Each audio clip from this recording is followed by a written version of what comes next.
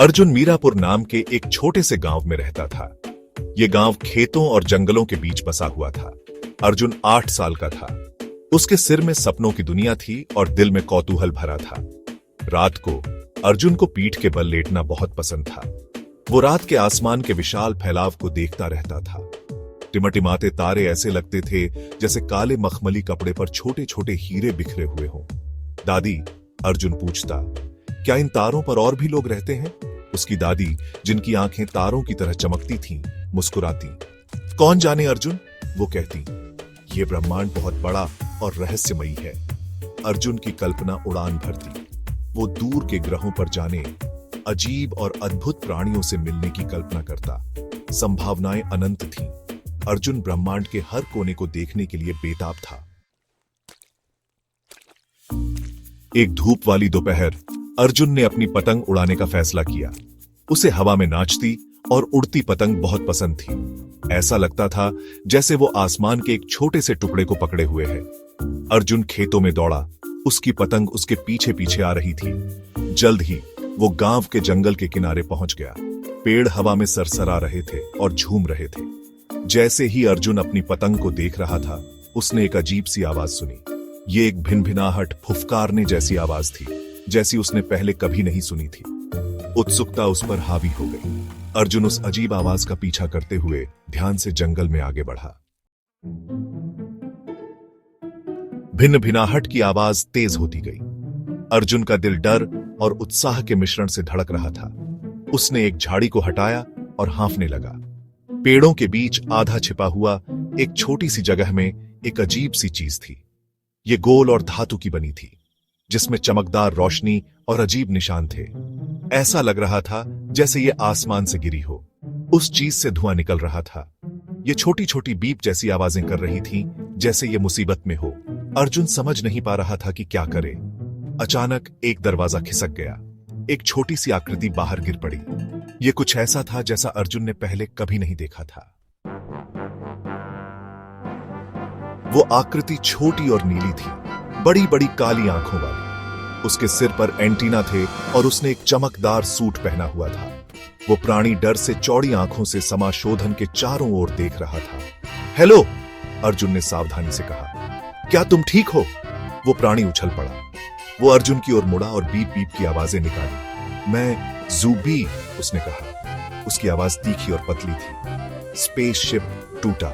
अर्जुन समझ गया, ये एक एलियन था, बिल्कुल उसकी कहानियों जैसा, और उसे उसकी मदद की जरूरत थी। अर्जुन अपना डर भूलकर आगे बढ़ा। चिंता मत करो ज़ूबी, उसने कहा, मैं तुम्हारी मदद करूंगा। भाग 5, ज़ूबी की दुनिया। अर्जुन ने सावधानी से ज़ूबी को उसके पैरों पर खड़ा होने में मदद की। एलियन बहुत हल्का था, पंख की तरह। दोनों ने मिलकर स्पेसशिप की जांच की। मेरा गांव ज्यादा दूर नहीं है, अर्जुन ने कहा। मेरे पास एक आइडिया है, लेकिन तुम्हें छिपा रहना होगा। ज़ूबी डरा हुआ लग रहा था। छिपा हुआ? हाँ, अर्जुन ने कहा। वो ज़ूबी को जंगल से होते हुए ले गया, ध्यान रखते हुए कि कोई उन्हें न देखे। ये हमारा सीक्रेट होगा, मेरे दोस्त नहीं समझेंगे। वे अर्जुन के घर के पास एक पुराने खंडहर हो चुके शेड में पहुंचे। ये छिपने के लिए एकदम सही जगह थी। अंदर ज़ूबी ने अर्जुन को अपने स्पेसशिप से अद्भुत गैजेट्स दिखाए। भाग 6, मीरापुर में जीवन। अर्जुन दूर के ग्रहों और उन्नत तकनीक की ज़ूबी की कहानियों से हैरान था। उसने चौड़ी आंखों से सुना जब ज़ूबी ने अपने ग्रह के बारे में बताया। ये घूमते हुए रंगों और अजीब खूबसूरत प्राणियों की दुनिया थी। बदले में अर्जुन ने ज़ूबी को अपने गांव के जीवन की सादगी दिखाई। वो उसे खेतों में ले गया, जहां किसान जमीन पर काम करते थे। उसने उसे गांव के बच्चों से मिलवाया, जो धूप में हंसते और खेलते थे। ज़ूबी ने ऐसा कुछ पहले कभी नहीं देखा था। वो मानवीय भावनाओं, हमारी हंसी और आंसुओं, हमारी आशाओं और सपनों से हैरान था। भाग 7, स्पेसशिप की मरम्मत। दिन हफ्तों में बदल गए। अर्जुन ने ज़ूबी का सीक्रेट सुरक्षित रखा। हर दिन वे चुपके से शेड में जाते, स्पेसशिप को ठीक करने के लिए साथ काम करते। अर्जुन औजारों के अपने ज्ञान और अपनी तेज सोच के साथ एक बहुमूल्य मदद साबित हुआ। ज़ूबी अपनी उन्नत तकनीक के साथ क्षतिग्रस्त हिस्सों की मरम्मत करने में सक्षम था।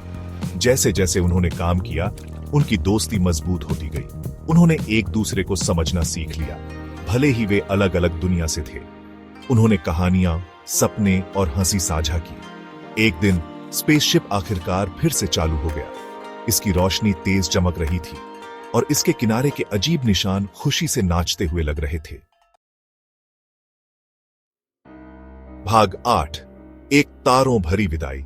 जूबी के जाने का समय हो गया था। अर्जुन के दिल में दुख की एक टीस उठी। उसे अपने एलियन दोस्त की याद आएगी। जूबी अर्जुन का दुख समझ सकता था। उसने अपनी थैली में हाथ डाला और एक छोटी चमकती हुई चीज निकाली। ये एक तारा था, उसके ग्रह का एक छोटा सा टुकड़ा। तुम्हारे लिए अर्जुन, जूबी ने कहा, याद रखने के लिए। अर्जुन ने तारा स्वीकार कर लिया। उसका दिल कृतज्ञता से भर गया। वो जानता था कि उनकी दोस्ती कुछ खास थी, कुछ ऐसा जिसे वो हमेशा संजो कर रखेगा। आखिरी बार अलविदा कहने के साथ जूबी अपने स्पेसशिप में चला गया। दरवाजा बंद हो गया और भिनभिनाहट की आवाज के साथ स्पेसशिप हवा में ऊपर उठ गया। भाग 9। तारों में यादें। अर्जुन देखता रहा जैसे स्पेसशिप आसमान की विशालता में गायब हो गया। इसके पीछे टिमटिमाती रोशनी की एक लकीर रह गई। वो बहुत देर तक वहीं खड़ा रहा। जूबी के ग्रह का तारा उसके हाथ में कसकर पकड़ा हुआ। जैसे ही उसने रात के आसमान की ओर देखा, उसने कल्पना की कि जूबी सुरक्षित अपने घर वापस पहुंच गया है, पृथ्वी पर अपने कारनामों की कहानियां सुना रहा है। अर्जुन मुस्कुराया। वो जानता था कि भले ही वे मीलों दूर थे, उनकी दोस्ती हमेशा चमकती रहेगी, बिल्कुल रात के आसमान के तारों की तरह। और वो जानता था कि कहीं बाहर अरबों तारों के बीच उसका दोस्त जूबी उसे देख रहा है।